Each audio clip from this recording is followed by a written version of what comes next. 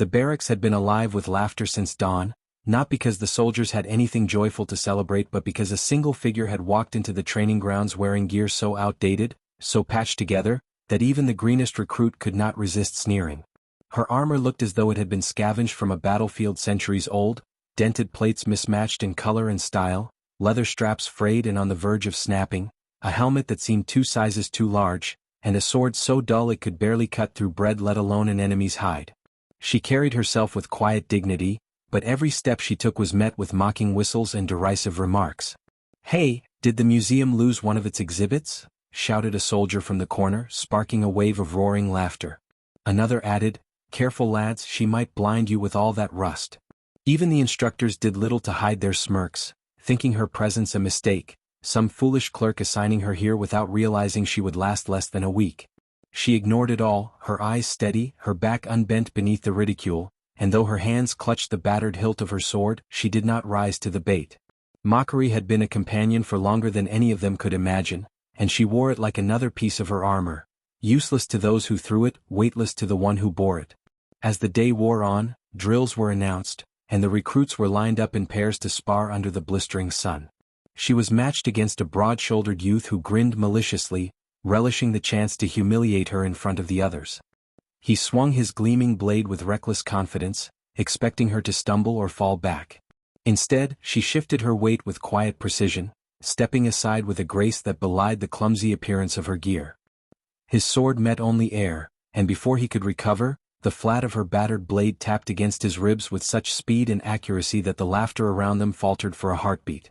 The boy flushed red, growling, and attacked again with greater force, but each strike was dodged or redirected, her old armor moving as though it weighed nothing at all. The crowd began to murmur uneasily. They had thought her gear a joke, her presence a mistake, but there was something uncanny in the way she fought, her footwork flawless, her timing perfect. She was not showing off, nor did she smile at her opponent's growing frustration. She simply dismantled his every move until he collapsed in exhaustion, gasping for breath. She stepped back, blade lowered, calm as a still pond, and returned to her place without a word. That night, however, the jeers resumed. Soldiers muttered that it was a fluke, that the boy had been sloppy, that no one wearing such ridiculous gear could possibly be worth respect. Around the fire, they traded tales of great warriors, comparing their shining breastplates, their mighty swords, their banners carried into war, and each story was followed by another jab at the stranger in their midst. Yet she did not rise to their taunts. She sat alone, quietly oiling the leather straps of her armor, humming under her breath an old melody few could recognize. Her eyes were distant, not on the firelight but on something far beyond, as though she lived in a world none of them could see. The next morning, everything changed. The general himself arrived at the camp, a man whose reputation preceded him like thunder before a storm.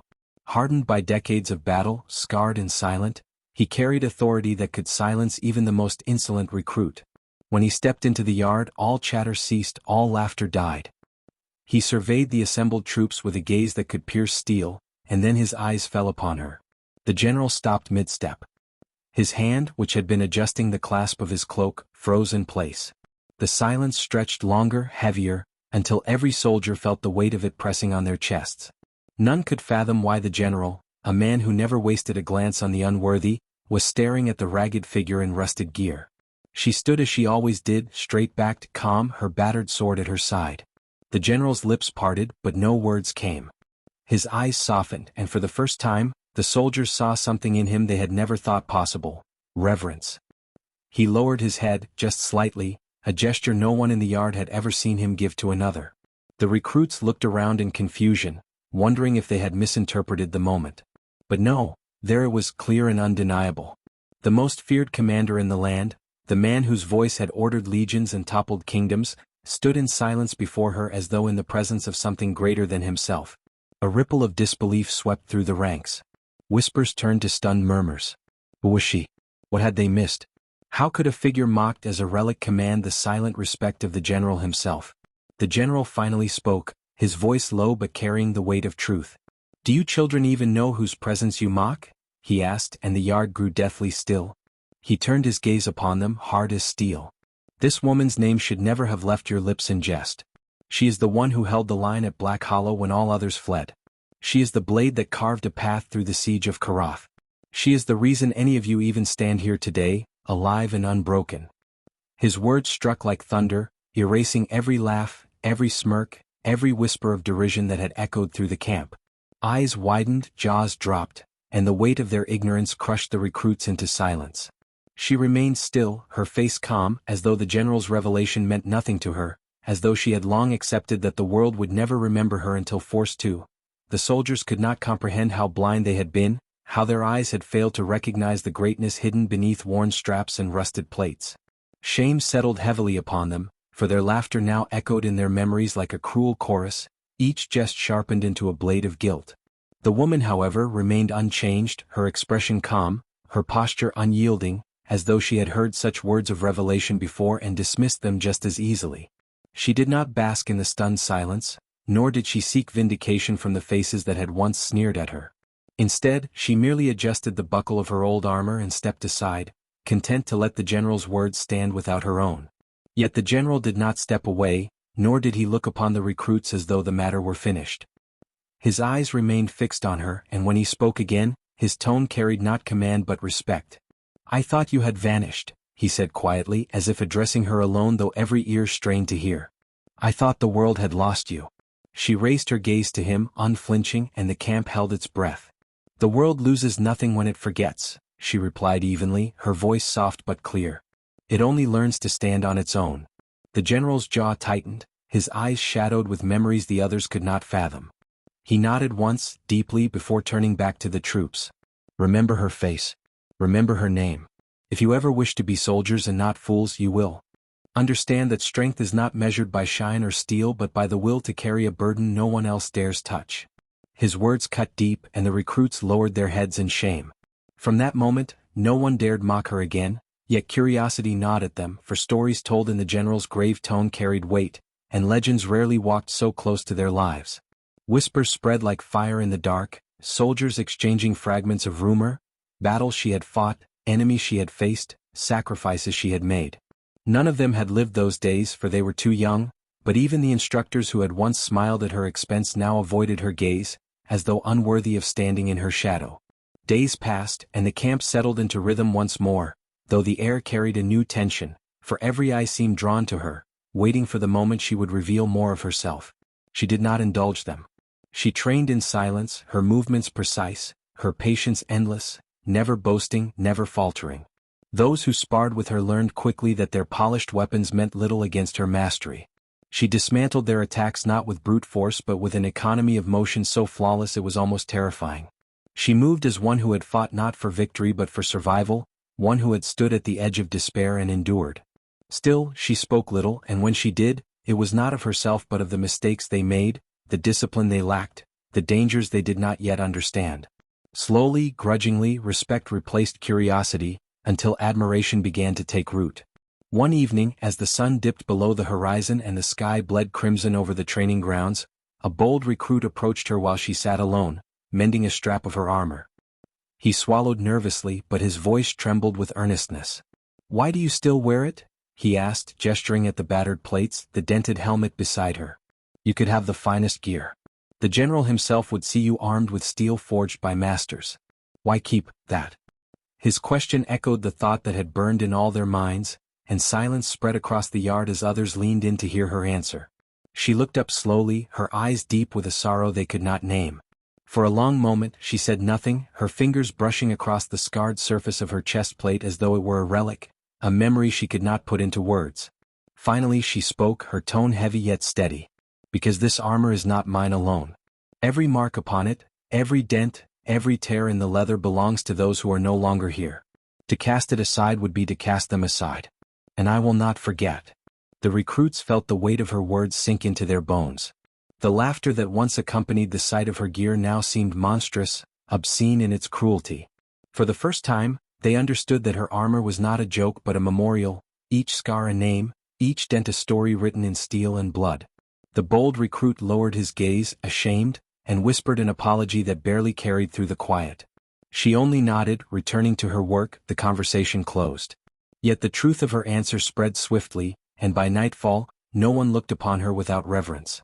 They began to see the old gear not as scraps of metal but as sacred relics of battles they had never endured, a legacy carried not in banners or songs but in silence, worn upon weary shoulders. Still, the general's presence lingered, for he remained in the camp longer than expected, as though unwilling to leave while she was there. He watched her during drills, observed her sparring, studied her in moments of solitude. He never treated her as a subordinate, never issued orders to her as he did the others. Instead, his silence spoke volumes, a recognition that she answered to something beyond command. Yet even he, a man of authority, seemed unsettled by her detachment, her refusal to claim the glory she so rightly deserved. One night, under the pale glow of the moon, he approached her at the edge of the camp, away from prying eyes. His voice, stripped of command, carried only the weight of an old friend. "You saved us all once," he said quietly. "Why hide from the world that owes you everything?" She did not look at him, her eyes fixed on the horizon where darkness met the earth. "Because the world forgets debts," she replied, "but it never forgets mistakes. And I carry enough of those to last a lifetime." The general said nothing more, for he knew that beneath her calm exterior lay scars deeper than any blade could carve, scars no title or recognition could heal. And so the camp continued, the soldiers training by day and whispering by night, their world forever altered by the presence of the one they had mocked, now revealed as more than legend, revealed as a living reminder of the cost of survival. The following week, the recruits began to notice that something shifted in the rhythm of their days.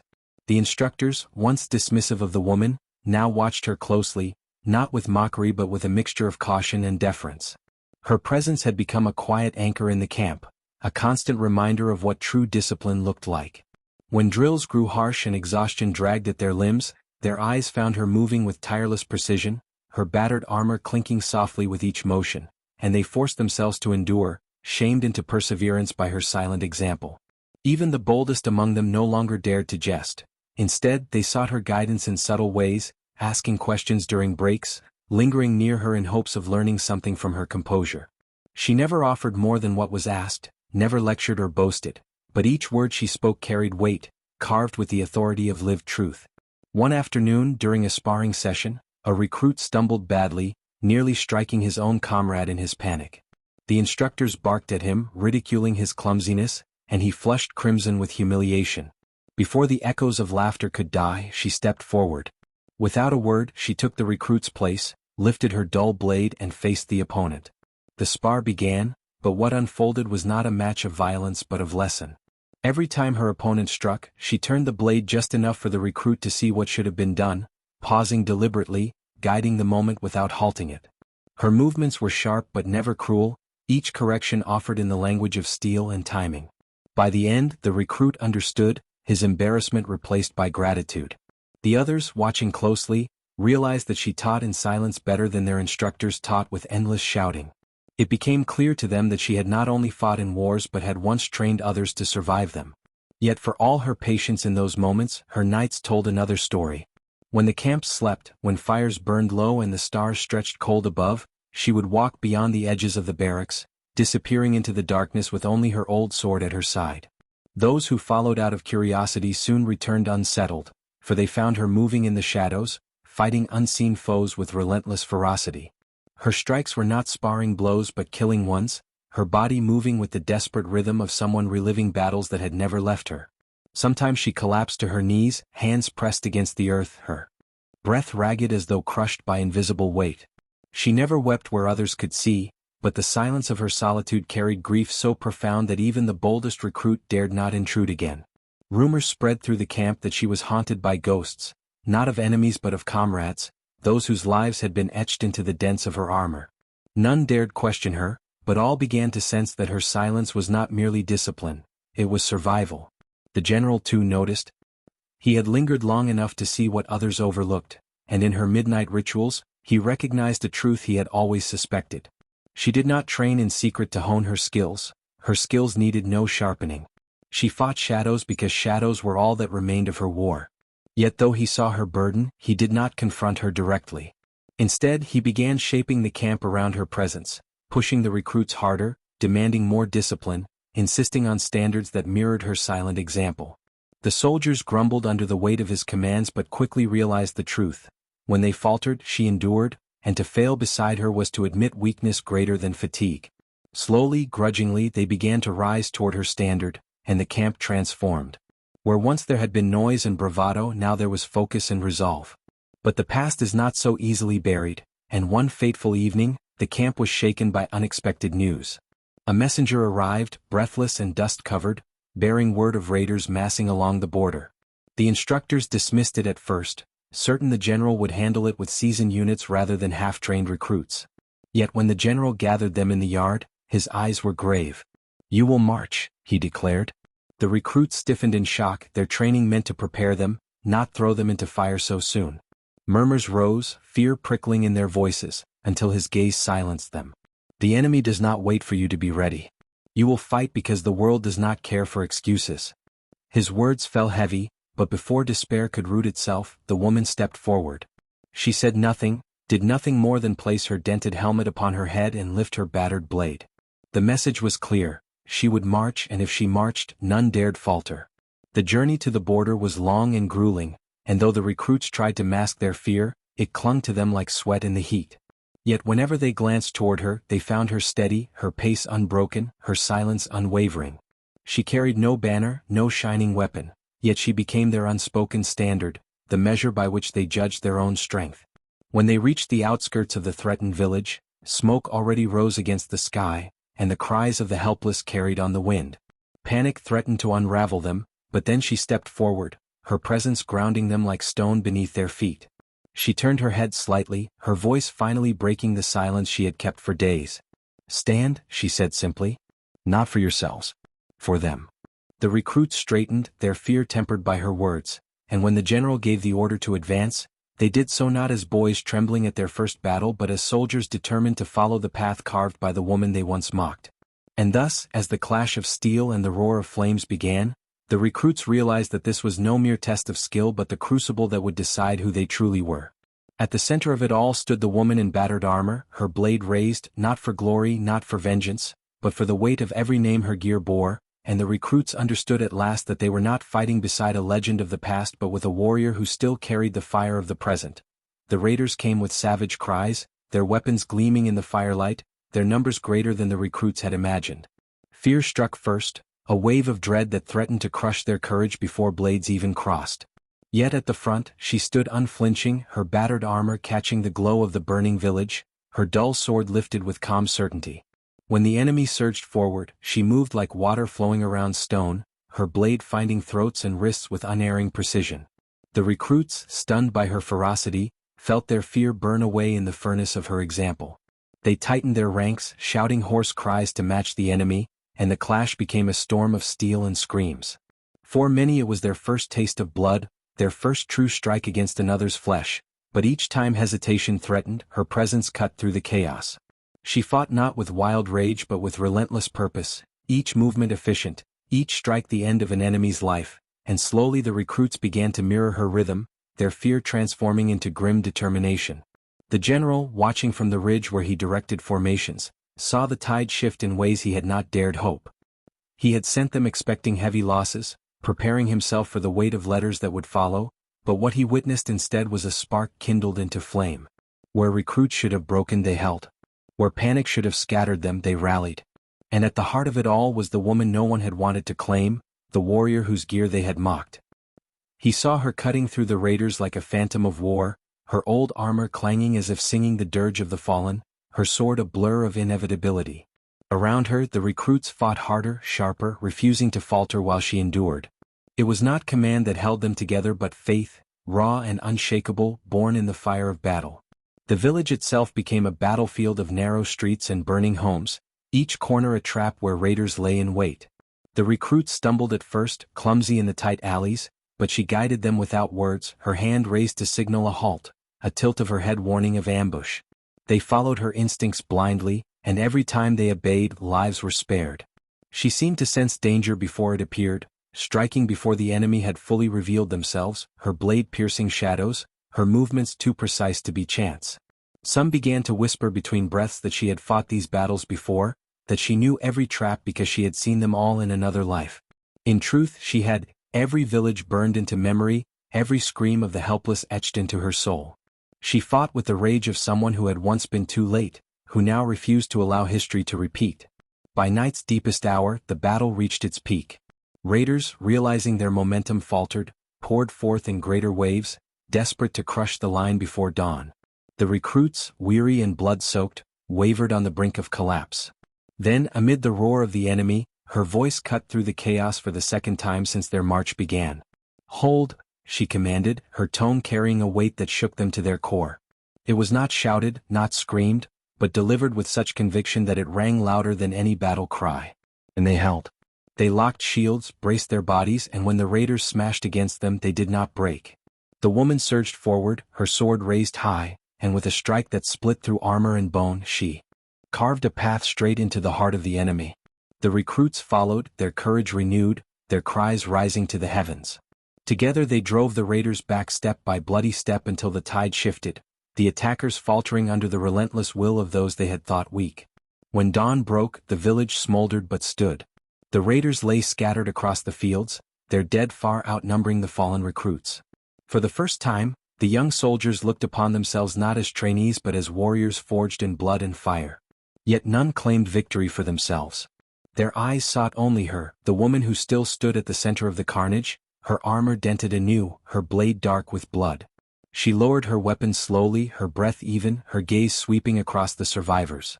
They looked back at her with reverence, no longer needing the general's words to tell them who she was. She had proven it in silence, in scars, in the bodies of the fallen enemies who would never harm again. The general approached her when the battle's echoes faded, his boots crunching through ash and blood-soaked earth. He stopped a few paces away, his face grim but his eyes alight with something rare, pride. "They would have broken without you," he said, his voice low enough that only she could hear. She wiped her blade clean with steady hands, her face unreadable. "They stood because they had to," she replied. "I was only the reminder." He shook his head. "No. You were more than that. You are still what this army needs, whether you accept it or not." She did not answer, her eyes drawn instead to the horizon where smoke curled into the dawn sky. Within her silence, he read refusal or perhaps resignation but not denial. She had no desire for titles, no hunger for recognition. What she sought could not be found in banners or praise. It lay only in the act of standing where others would fall, in carrying the memory of those long gone through every strike, every scar. The recruits gathered around, their exhaustion heavy but their eyes alight with awe. None dared speak, yet each felt the same truth burning within them. They had been remade, not by training alone, not by commands shouted from afar, but by fighting beside her. They would never forget the sight of her rusted armor in the firelight, the way her presence had cut through fear like steel through flesh. They would tell the tale long after, whisper it in barracks, carry it to battlefields yet unseen, that once they had fought alongside a woman who bore the weight of ghosts and still stood unbroken. And though she remained silent, though she refused the mantle others would have thrust upon her, she could not hide from the truth. A legend had risen again, not in stories told by others but in the eyes of those who had seen her fight and lived because of it. The village smoldered quietly in the days that followed, the air thick with the scent of ash and blood. Survivors picked through the wreckage, clinging to what little remained, their eyes hollow from what they had endured. The recruits helped where they could, carrying water, burying the dead, repairing what homes could still stand, but beneath their exhaustion lingered a strange pride. They had stood in fire and not broken. They had fought beside a figure who had seemed at first a ghost of the past but had revealed herself as something far greater. They spoke little of the battle itself, as though words could not capture what they had seen, but their glances carried unspoken acknowledgment, binding them together. They had entered as boys mocking an old relic. They emerged as soldiers who had glimpsed what true strength was. And at the center of their transformation stood the woman, still clad in her battered armor, still silent, still untouchable. She moved among the ruins with the same calm presence as ever, offering aid where it was needed, giving direction without raising her voice. The villagers too began to notice. At first they had looked upon her with suspicion, wary of the strange figure in rusted gear, but when they saw her carry children from collapsed houses, when they watched her stand guard through the night without rest, their suspicion turned to gratitude. Whispers spread, hushed and reverent, as they realized she had not only fought to save them but now labored to rebuild what had been lost. To them she was no longer a stranger, she was a protector carved from the stories of their ancestors, walking in flesh and blood. The recruits noticed this shift and felt it deep in their own respect. Where once they might have thought of her as a warrior alone, now they saw her as something more, someone who carried not only the weight of war but the burden of healing afterward. The general kept a watchful distance, his sharp eyes missing nothing. He had seen many campaigns, many battles, and countless soldiers rise and fall. Yet he knew he was witnessing something rare, something no command or strategy could manufacture. She was reshaping those around her without effort, her presence molding recruits and civilians alike, instilling a kind of resilience that no speech could summon. He found himself wrestling with temptation, the temptation to call her back into command, to place her where she belonged, leading armies rather than wandering like a shadow. But he also knew the cost such a demand would carry, and the scars she bore were not ones a soldier simply shrugged aside. So he watched and waited, hoping perhaps she would decide for herself. One evening, when the fires of the village burned lower and the recruits had collapsed into uneasy sleep, the general approached her as she kept watch at the edge of the fields. The moon cast its pale light across her dented armor, making it gleam faintly as though the ghosts within it stirred. "You cannot keep walking this path forever," he said, his voice carrying the weight of concern beneath its usual steel. She did not turn to him, her eyes fixed on the darkness where the enemy might return.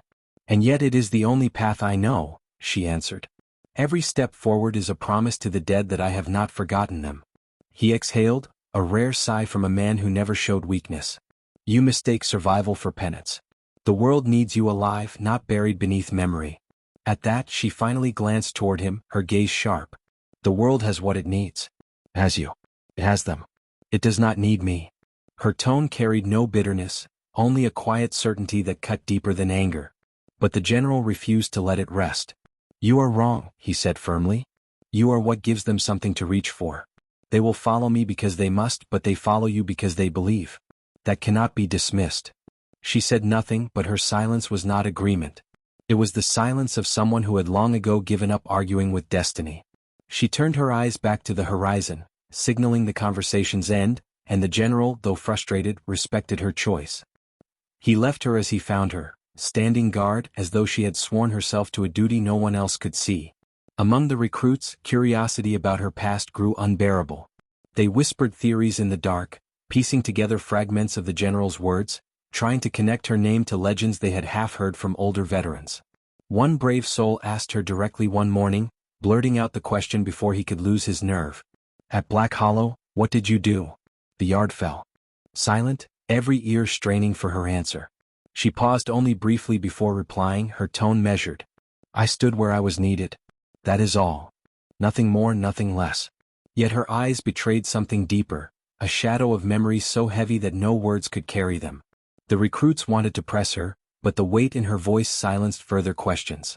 They began to understand that her past was not a tale for their amusement but a burden she carried in silence. Still, her influence grew.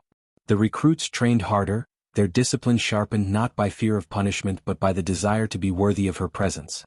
They began to repair their own gear with greater care, not to polish it for vanity but to honor it as she did hers, each dent and scar a testament to endurance. When they fought mock battles, they held their lines longer, their shouts louder, their strikes steadier, driven by the memory of how she had faced real enemies without faltering. And though she offered no speeches, no rallying cries, they found themselves repeating her few words like scripture: "Stand. Not for yourselves. For them." Yet for all the change she had wrought, she herself remained unchanged, silent, steady, haunted. Each night she walked alone beyond the camp's fires, her shadow stretching long beneath the moonlight, her sword flashing faintly as she battled ghosts only she could see. The recruits learned not to follow, not to intrude, but some lay awake listening to the faint clang of her armor, the soft thud of her steps, and they wondered what it must feel like to carry so many names on one's shoulders. They could only imagine, and in their awe lay the seed of something greater than respect, loyalty, unshakable and absolute, earned not by orders but by the weight of her silence. And though she denied it, though she deflected every attempt to raise her into legend, the truth could no longer be hidden. She was no longer a forgotten relic. She was the heartbeat of the camp, the spirit that turned recruits into soldiers and despair into defiance. And somewhere deep inside, though she would not admit it even to herself, a part of her began to stir, a part that wondered if perhaps the world had not finished with her after all. The camp returned to its routines after the village was secured, yet nothing felt the same. The recruits no longer thought of themselves as boys playing at war, nor did they think of her as the strange relic they had once mocked. Every glance toward her carried reverence, and every word spoken about her carried weight, as though even casual talk might shatter the fragile line between what she was and what they had thought she was. Still, she kept to herself, her silence unbroken except when necessity forced her hand. It was as though she feared that words might undo the careful distance she kept, that if she revealed too much, the recruits would see not a legend but the scars of a woman who had endured too much to be whole. Yet legends, once glimpsed, do not vanish easily. The recruits began to ask among themselves, to seek fragments of truth from older veterans who had fought long before their time. Some remembered tales of Black Hollow, of a lone figure who held the line when the world collapsed, though none could agree on the details. Some swore she had commanded hundreds, others that she had stood alone. Some claimed she had been the general's right hand, others that she had defied him. But all the stories carried one constant: she had fought when no one else could, and because of that, many had lived. The general noticed the whispers but did not silence them. In his heart he knew that mystery served her better than truth, for no story could ever truly capture what she had endured. Still he worried. He saw the way the recruits looked at her, not as a fellow soldier but as something almost divine. He feared that placing her upon such a pedestal would only deepen the wound she carried, for she did not crave worship but only the quiet dignity of survival. Yet his warnings remained unspoken. He understood too well that some truths cannot be forced upon others, they must be discovered. One evening, as dusk painted the sky in shades of violet and gold, a storm broke over the camp. Rain poured in sheets, turning the yard into mud, but drills continued, for war did not pause for weather. The recruits struggled, their weapons slipping, their stances faltering, but she moved as though the storm were nothing, her footing steady, her blade slicing through the rain with calm precision. The general watched her and knew why she seemed unfazed. Storms were nothing compared to the tempest she had already survived. The recruits, soaked and weary, began to steady themselves by mirroring her movements, finding balance in the chaos by copying her posture, her calm. When the drill ended, they were exhausted but strangely elated, as though enduring the storm together had forged something stronger than training. She said nothing to them, yet her silence had spoken more than any words. Later that night, the storm raged on, and the recruits huddled in their tents, listening to the thunder. But she walked alone through the downpour, her armor soaked, her hair plastered to her face, her sword gripped tight as she moved beyond the camp's edge. She fought in the rain as she always did in solitude, striking at phantoms, each blow a memory dragged to the surface. Lightning lit the sky, and for a heartbeat her silhouette looked like something otherworldly, a figure born of shadow and steel, both mortal and eternal. A few recruits watched from afar, hidden beneath their tent flaps, and the sight burned itself into their minds. They realized then that her battles did not end when the enemy fell, they continued endlessly within her. The general found her there, standing in the storm long after her strikes had slowed. He did not call out but approached slowly, letting the rain mask his steps. She sensed him anyway, lowering her blade without turning. "You should be under shelter," he said, though his tone carried no reproach. She tilted her head slightly, water streaming down her face, and replied, "Shelter does not keep the ghosts away." He frowned, his voice quieter now. "And do you still think ghosts can be fought?" She was silent for a long time, her eyes fixed on the horizon where thunder split the sky. "No," she said finally. "But fighting them reminds me that I am still alive." There was no defiance in her words, only weary truth. He wanted to argue, to tell her that life was more than survival, but the words died in his throat. She was not a woman who needed saving, she was a woman who refused to be saved. As the storm eased, they walked back together, though no words passed between them. The recruits watched from their tents, seeing the two figures, one revered as a commander, the other as a legend, stride side by side, their silence speaking volumes. In that moment, the recruits understood something new. The bond between the general and the woman was not one of rank or duty but of shared history, carved in blood and memory. Whatever battles they had endured together had bound them tighter than any oath. The next day the recruits approached her differently. They no longer asked about her past, no longer sought stories. Instead they began to ask about themselves, how to stand firmer, how to strike truer, how to endure longer. And to their surprise she answered. Not with long speeches but with careful correction, a shift of stance, a reminder to breathe, a demonstration of balance. Slowly they realized that she was teaching them not as recruits to be molded but as soldiers to be sharpened. Each lesson came wrapped in silence, each correction carrying more meaning than any shouted command. They grew stronger under her quiet guidance, their fear giving way to determination, their uncertainty to resolve. And though she resisted it, though she tried to keep herself apart, The truth could not be denied. She was becoming their center. Not because she wanted it, not because she sought it, but because they chose it. And deep within, behind the walls she had built around her grief, a flicker stirred. A faint, dangerous flicker of belonging. Days bled into weeks, and the recruits no longer remembered what it felt like to doubt her. Her presence had woven itself into their daily rhythm, as natural as the beat of a drum. She corrected their footwork in silence, demonstrated movements with precision, and when the drills ended, they carried her lessons into the evening, practicing long after exhaustion set in. The general watched their growth with cautious pride, but what struck him most was not their improvement in skill but the change in their spirit. Where once laughter had been sharp with mockery, it was now tempered with camaraderie. They no longer measured themselves against each other but against the standard she had set. She had become the weight that pressed them down and the fire that tempered them. Yet for all their progress, unease lingered. War was never patient, and the shadow of conflict loomed closer every day. Scouts returned with reports of enemy forces massing near the southern border, far larger than expected. Whispers of betrayal within Allied ranks spread through the camp like sickness. The recruits sensed the tension, though none dared voice it aloud. But she felt it most of all.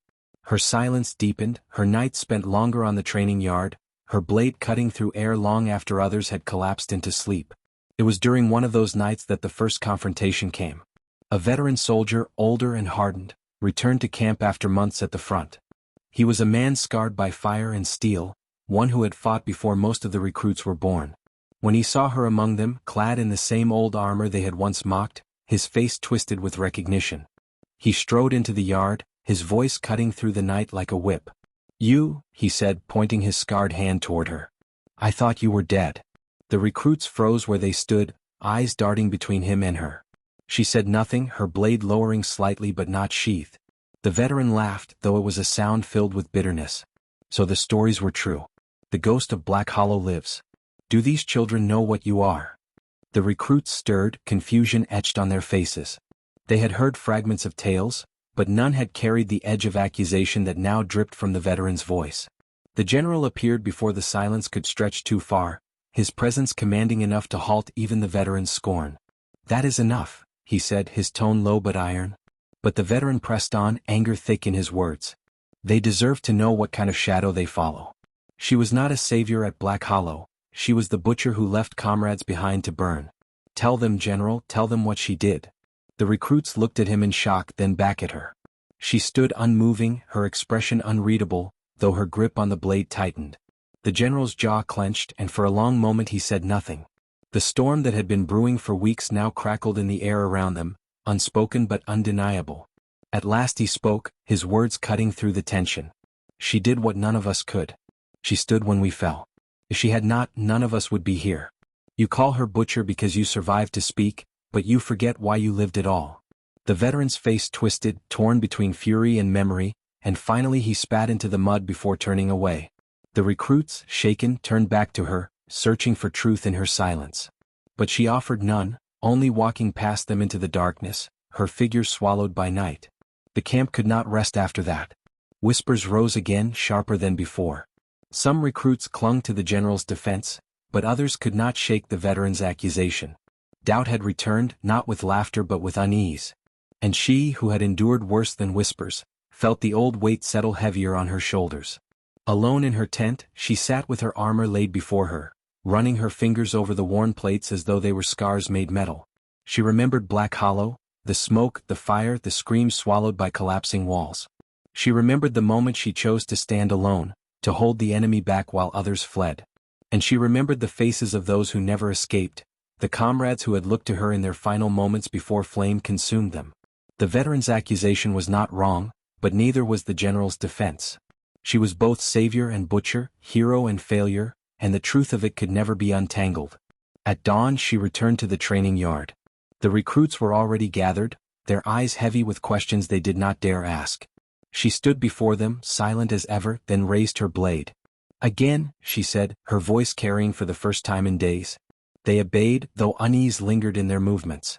She corrected them with the same precision as always, but this time, the weight of her gaze seemed heavier, as though daring them to see her as she truly was. As the hours passed, sweat and exhaustion stripped away their hesitation. By the end of the drill, their doubt had been swallowed by something else, Not clarity, not certainty, but acceptance. They did not need to know the full truth. They only needed to believe in the strength she gave them, whether born of glory or guilt. That night, the general found her again, sitting by the edge of the campfire, her face shadowed by flame. He did not speak at first, only sat beside her, the silence between them familiar. At last he said, "They will never understand." "Not fully." She nodded slowly, her eyes fixed on the fire. "Nor should they. It is enough that they live." He studied her profile, the way the firelight caught the steel in her gaze. "And you? Do you live?"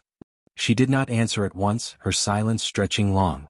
Finally she whispered, "I endure. That is all I know how to do." The general looked at her, and though he said nothing more, he felt the ache of her truth settle deep within him. He knew endurance was not life, but he also knew she had already given more than anyone had the right to ask. The morning came shrouded in mist, the kind that muffled footsteps and carried the scent of damp earth. Scouts returned with grim news. The enemy force had broken through the southern defenses and was advancing swiftly. The camp stirred with frantic energy, soldiers arming themselves, officers barking orders, recruits scrambling to find their place.